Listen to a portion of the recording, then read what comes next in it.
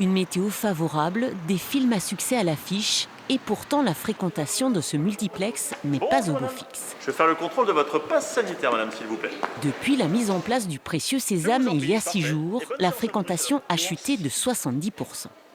Le 20 juillet, veille de la mise en place du pass sanitaire, on a réalisé 2200 entrées et le lendemain, le premier jour, 600, 700, 616.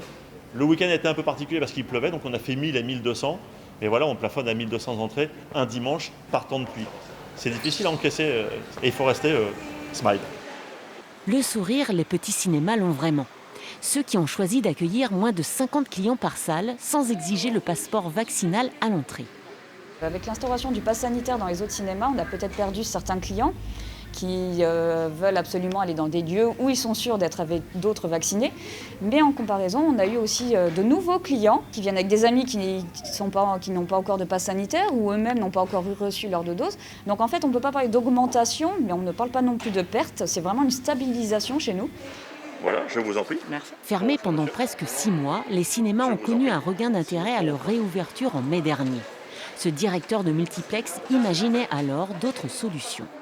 Dans toute la France, au 19 mai, nous avions des jauges 35% pendant 3 semaines, 65% pendant 3 semaines, et à compter du 23 juin, nous sommes repassés à 100%.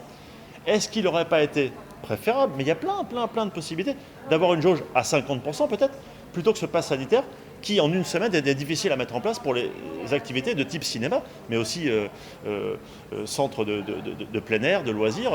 En une semaine, comment voulez-vous vous adapter? C'était assez compliqué. Une situation qui pourrait s'aggraver si les distributeurs décalaient leur sortie nationale, de peur que les spectateurs ne soient pas au rendez-vous.